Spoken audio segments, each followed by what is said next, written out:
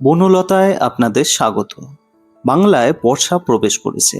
এবার কিছুদিন ছাড়া ছাড়াই আসবে নিম্নচাপের প্রচণ্ড বৃষ্টি। বৃষ্টি চলতেই থাকবে। আর এই বর্ষাকালটা বাগান বিলাসের জন্য সত্যি একটা চ্যালেঞ্জিং সময়। এই সময়টুকু উতরে দিতে পারলেই সারা বছর বাগান বিলাস কিন্তু আপনার বাগানে রাজ করবে। আর এই বর্ষাকালে আমরা বাগান বিলাসের জন্য কি কি করব, আর সবচেয়ে বড় কথা কি কি করব না, সেই নিয়েই কথা হবে। ভিডিওটা শেষ পর্যন্ত দেখুন। প্রথমে বলবো বৃষ্টি চলাকালীন আমরা কি কি সতর্কতা বা কি কি করব সেই নিয়ে। যে গাছগুলো আমরা সদ্য পটিং করেছি, অর্থাৎ নতুন গাছ বসিয়েছি, যদিও এই সময়টা নতুন গাছ বসানোর আদর্শ সময় নয়, তবু যদি বসিয়ে থাকি সেগুলোকে অবশ্যই আমরা শেডে স্থানান্তরিত করব। আর তার সঙ্গে শেডে স্থানান্তরিত করব এই গাছগুলো যেগুলো প্রচুর পরিমাণে বৃষ্টিতে সেন্সিটিভ। যেমন স্পেকট্রাম গাছটি দেখছেন, এটি বৃষ্টিতে মাত্র 2 দিন বাইরে ছিল। 2 দিনের বৃষ্টিতে কিন্তু পাতাগুলো অলরেডি ড্যামেজ হওয়া শুরু হয়েছে। এই জিনিসটাকে আমরা রেন বার্ন বলি। রেন বার্ন মানে কিন্তু বৃষ্টিতে পুড়ে যাওয়া নয়, এগুলো ফাঙ্গাল অ্যাটাক। আর তার সঙ্গে অনেক সময় পাতাগুলো পাতলা হয়ে গিয়ে বৃষ্টির ফলে এইরকম সমস্যার তৈরি হয়। এরকম সমস্যা যে গাছগুলোর হওয়ার সম্ভাবনা থাকে সেই গাছগুলোকে আমরা শেডে স্থানান্তরিত অবশ্যই করব। কি করে বুঝবো আমরা কোনগুলো সেন্সিটিভ? এটা হলো বড় প্রশ্ন।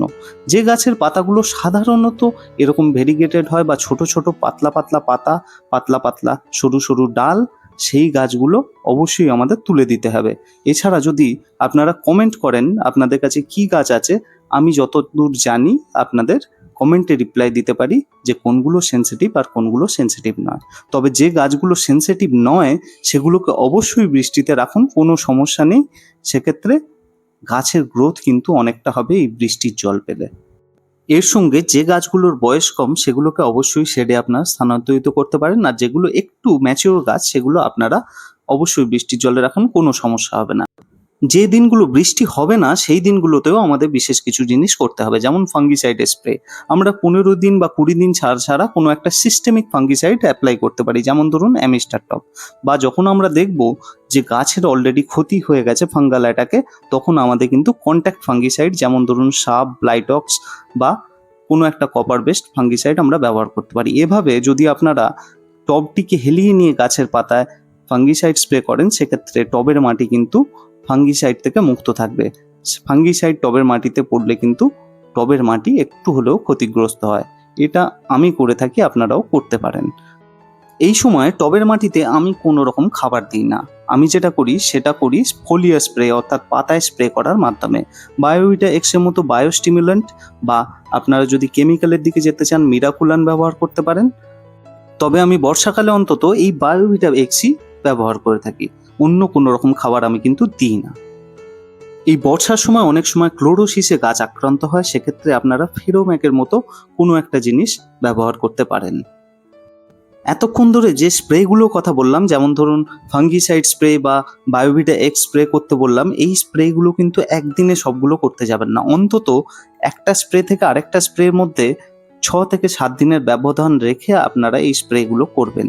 আর তার সঙ্গে যে জিনিসটা করতে হবে সেটা হলো গাছের যে কাণ্ড আছে তাতে এরকমভাবে আপনারা কোনো একটা ভালো ফাঙ্গিসাইডের কোটিং দিতে পারেন। আপনারা ব্লাইটক্স দিতে পারেন, বা আমি যেমন বর্ধ মিক্সচার গাছের এই কাণ্ডে অ্যাপ্লাই করছি এটা করতে পারেন। বর্ষার মাঝে একবার করবেন, বর্ষার শেষ দিকে একবার করবেন, আর বর্ষাকালের ঠিক শুরুতে একবার এই প্রলেপটা আপনাদের লাগাতে হবে। কিভাবে বর্ধ মিক্সচার তৈরি করতে হয় সেই ভিডিও চ্যানেলে আছে, আপনারা দেখতে পারেন। বৃষ্টি চলুক বা না চলুক, এখন যে কাজগুলো বলবো এগুলো সারাক্ষণ আপনাদের করতে থাকতে হবে। যেমন টবের গোড়ার মাটিটা কিন্তু পরিষ্কার রাখতে হবে, কোনো রকম ঘাস বা পাতা পড়ে থাকলে কিন্তু সমস্যা হতে পারে। এর সঙ্গে গাছকে দিতে হবে একটা সুন্দর সাপোর্ট সিস্টেম। এই সময় বৃষ্টি হলে গাছের পাতা যেমন একটু ভারী হয়ে যায়, গাছের ডাল যেমন একটু ভারী হয়ে যায়, সেরকমই একটু ঝড় দিলে সেই ভারী ডাল ভেঙে যাওয়ার সম্ভাবনা থাকে। ফলে আপনাদের একটা ভালো সাপোর্ট সিস্টেম দিতে হবে। টবের মাটিতে এরকমভাবে একটা কঞ্চি বা লাঠি পুঁতে আপনারা অবশ্যই গ্রাফটেড পোর্শনের উপরে একটা বাঁধন এবং গ্রাফটেড পোর্শনের নিচে একটা বাঁধন অবশ্যই দেবেন, কারণ এই সময় বৃষ্টি শুধু নয় ঝড়ের সম্ভাবনাটাও থাকে। এর সঙ্গে আমাদের আরও কিছু জিনিস করতে হবে, যেমন ধরুন মোটামুটি মাসে একবার আপনাদের ট্রাইকোডার্মা ভিরিডি এবং মাইক্রোরাইজা কিন্তু টবের মাটিতে দিতে হবে। এর সঙ্গে এই সময় কোনো রকম খাবার, যেগুলো বিশেষ করে পচনশীল খাবার, সেরকম কোনো খাবার কিন্তু টবের মাটিতে দেয়া যাবে না। যদি দিতেই হয় একমাত্র নিম খোল আপনারা ব্যবহার করতে পারেন। এতে যেমন নাইট্রোজেন থাকে, তেমন মাটিটাকেও কিন্তু এটা জীবাণুমুক্ত রাখতে সাহায্য করে। আগে কিন্তু আমরা ফাঙ্গিসাইডের কথা আলোচনা করেছি, তবে যারা রাসায়নিক ফাঙ্গিসাইড ব্যবহার করেন না তারা এই সময় নিম তেল ব্যবহার করতে পারেন। এটা খানিকটা হলেও কার্যকর। তবে যাই প্রোডাক্ট ইউজ করুন না কেন, প্রত্যেকটা কোম্পানি কিন্তু সঠিক মাত্রা দেখে নিয়ে আপনারা তবেই ব্যবহার করবেন। এই সময় প্রুনিং করা যায় অল্প স্বল্প, যেটাকে পিঞ্চিং বলা যায়। এই পিঞ্চিং করলে এই সময় কিন্তু অবশ্যই কাটা জায়গায় আপনাদের ফাঙ্গিসাইড লাগাতে হবে, এটা মাথায় রাখবেন। এই সময় বৃষ্টিতে সব গাছের ক্ষেত্রেই সবচেয়ে বড় সমস্যা হলো টবের মাটিতে জল জমে যাওয়া। টবের মাটির জল যদি ড্রেন আউট ঠিকঠাক না হয়, সেক্ষেত্রে অনেক সমস্যা হতে পারে। এই ব্যাপারটা অবশ্যই আপনাদের মাথায় রাখতে হবে। তবে এই সময় যেন রিপোর্টিং করতে যাবেন না, আর যদি করতেই হয় সেক্ষেত্রে রিপোর্টিং করার পর গাছটিকে অবশ্যই আপনাদের শেডেড জায়গায় বেশ কিছুদিন রাখতে হবে। বর্ষার সময় কি কি করতে হবে এই নিয়ে অনেক কথাই বলা হলো, তবে অনেক সময় আমরা গাছের পরিচর্যা বা গাছকে ভালোবেসে অনেক বেশি কিছু করে ফেলতে গিয়ে গাছের অজান্তে ক্ষতি করে ফেলি। সেই জিনিসটা যেন না হয় সেটাও লক্ষ্য রাখবেন। বর্ষায় কি কি করা যাবে, কি কি করা যাবে না, সেই নিয়ে অনেক কথাই হলো, তবে বাস্তবে সমস্যাটা কিন্তু অন্যরকম। অনেক সময় পরিস্থিতি বুঝে আপনাদের কিন্তু সেরকম ব্যবস্থা নিতে হবে।